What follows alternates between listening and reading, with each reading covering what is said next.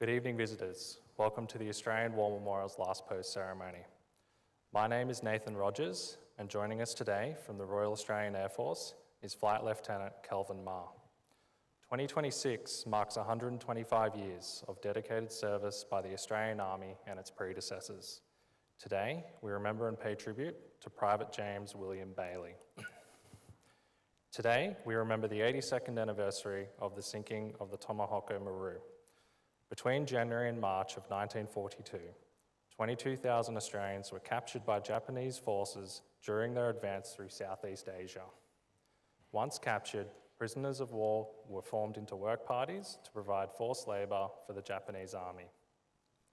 Transported across distances across the Japanese Empire, Australian prisoners found themselves in Burma, Thailand, Japan, Borneo, Manchuria, Indochina, Formosa, and Korea. While the horrific experiences of the Burma-Thailand Railway and Sandakan are well known, the most dangerous period for a prisoner of war came during transportation. Those transported across the seas suffered from overcrowding, sickness, and disease. While some journeys were short, the longest voyage lasted 70 days. To the prisoners of war, the transport ships on which they had been herded became known as hell ships.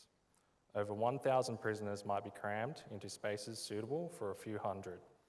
Prisoners were given little food and water, and there was a lack of adequate sanitation facilities. Another threat was posed by Allied submarines.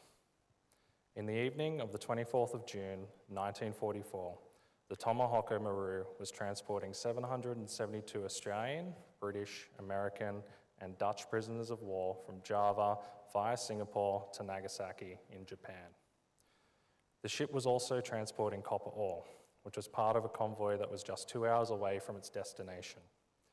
Distant lights from the Japanese shore could be seen from the decks of the Tamahoko Maru, sparking celebration among the crew, who began singing and drinking a toast to their safe arrival.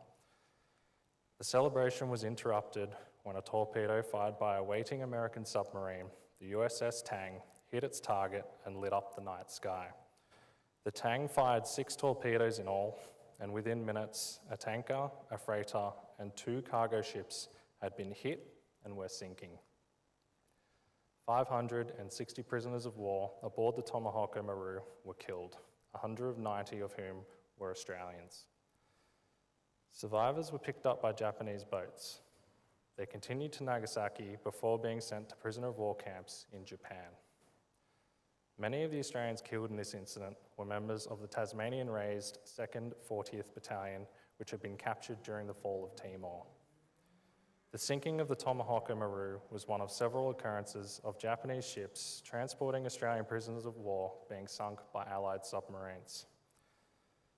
As we commemorate those who died during the sinking of the Tamahoko Maru, we also remember those who died during the sinking of the Montevideo Maru on the 1st of July, 1942, the Hiraguku Maru on the 26th of June, 1944, and the Rakuyu Maru on the 12th of September, 1944.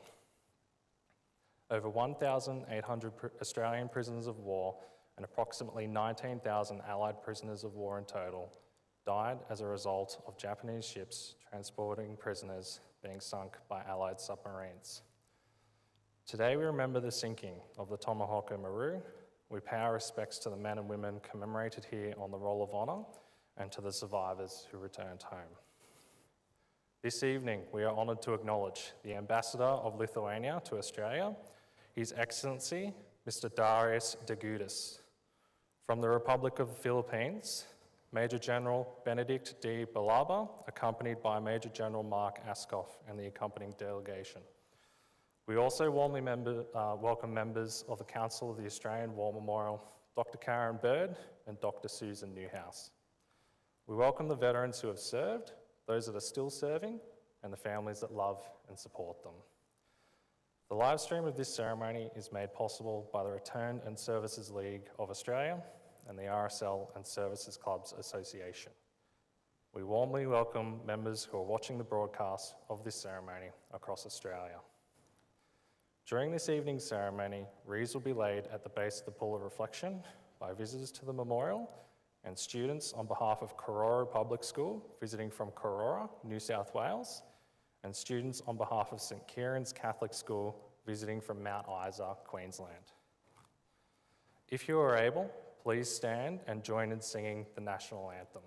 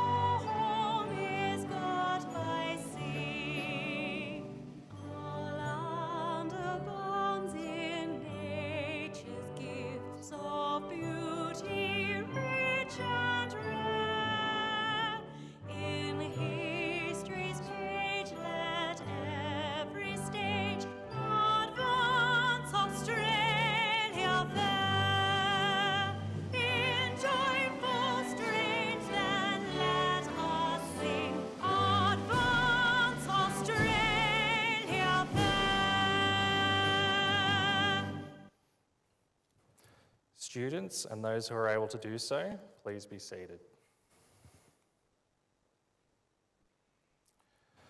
The Australian War Memorial was the vision of Charles Bean, Australia's First World War official historian. Bean landed with the Australian troops on Gallipoli and stayed with them at the front through to the end of the war. The idea of this National Memorial Museum came to him at Pozières, France, in the depths of the bloody fighting of 1916. Bean's idea was that this would be a place where families and friends could mourn loved ones buried in faraway places. It would also be a place that could help all Australians understand what these men and women had endured and what they had done for us. Bean's vision, to which we remain true, is best expressed as inscribed in the entrance to the memorial's galleries. Here is their spirit, in the heart of the land they loved, and here we guard the record which they themselves made. Tonight, we will read a story behind just one of those on the Roll of Honour, which lists the names of more than 103,000 men and women who have given their lives for us in war and on operations for more than a century. But first, we present a lament, Flowers of the Forest. Wreaths or floral tributes will now be laid at the base of the Pool of Reflection.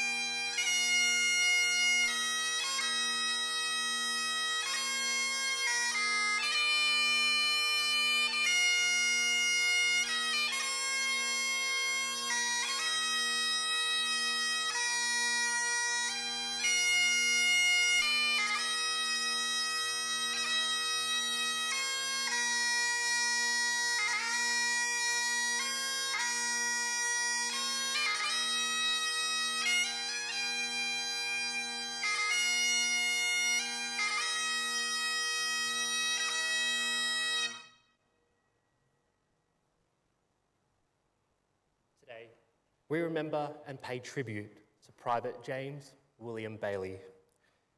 Born in the Sydney suburb of Annandale on the 29th of December 1919, James was the son of William and Ethel Bailey. Before his enlistment during the Second World War, James worked as a greaser, oiling machinery and mechanical parts. He also served for a period with the militia in the 1st Battalion.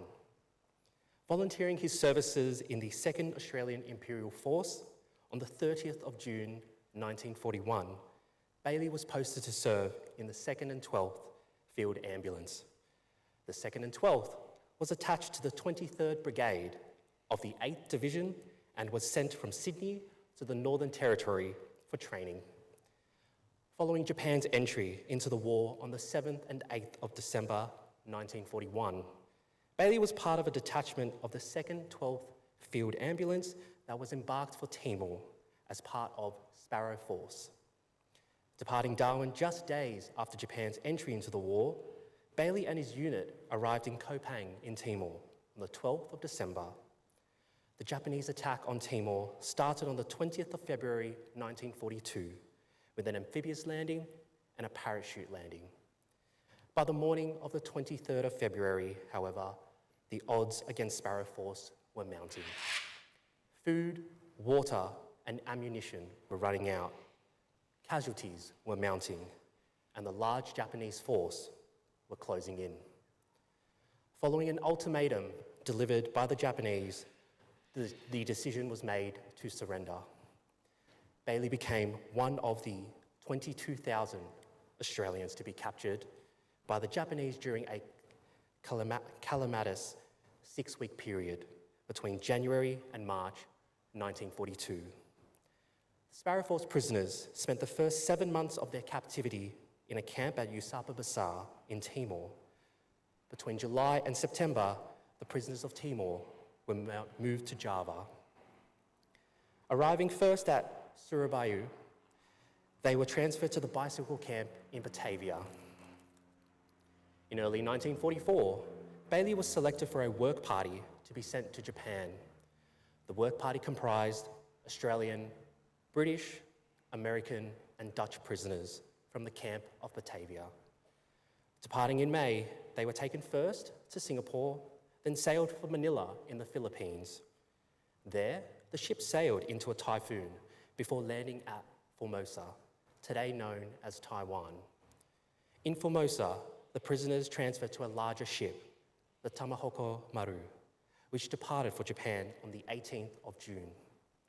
On the night of the 24th of June, 1944, the Tamahoko Maru was within 2 hours of its destination, the Japanese city of Nagasaki. They were so close that the lights from the Japanese shore could be seen. The Japanese sailors aboard the ship began to celebrate, singing and toasting what seemed to be a safe arrival home. But an American submarine, the USS Tang, was lying in wait for the convoy. The American submariners were unaware that the Tamahoko Maru was carrying Allied prisoners of war.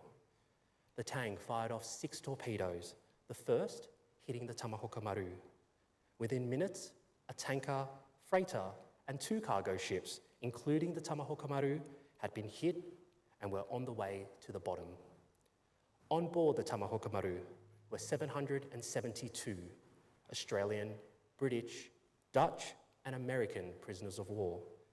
A total of 560 of these prisoners, including 190 Australians, were killed. The survivors were picked up by Japanese boats and continued the journey to Japan.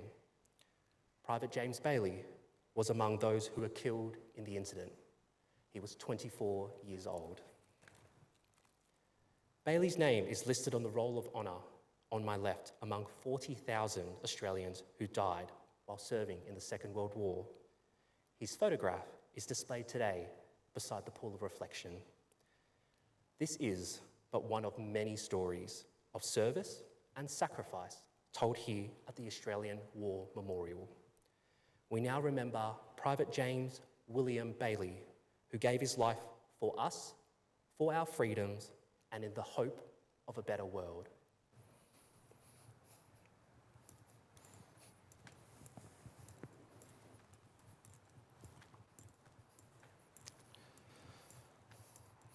Please stand for the reading of the ode and the sounding of the last post.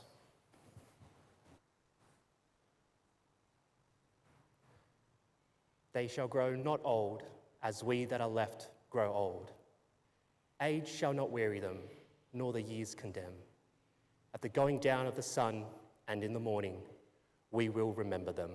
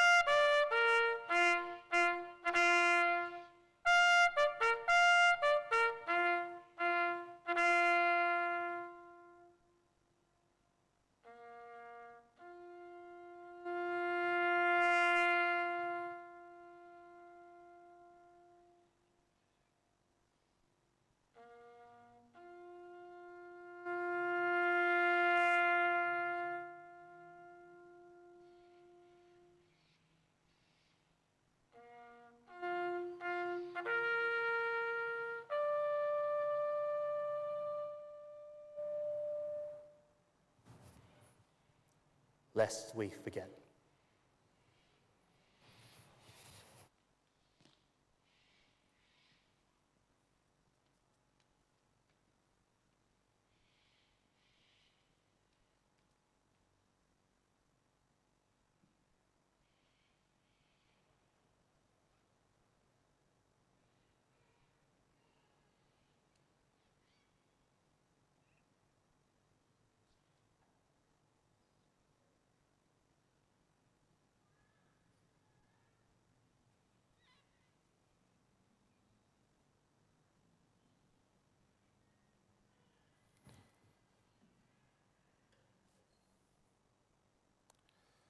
We leave you this evening with the words of the memorial's founder, Charles Bean. Many a man lying out there at Pozieres or in the low scrub at Gallipoli with his poor, tired senses barely working through the fever of his brain has thought in his final moments, well, it's over. But in Australia, they will be proud of this. Ladies and gentlemen, girls and boys, that concludes the last post ceremony. On behalf of the director, staff and volunteers, thank you for visiting the Australian War Memorial today. We wish you all a very pleasant evening.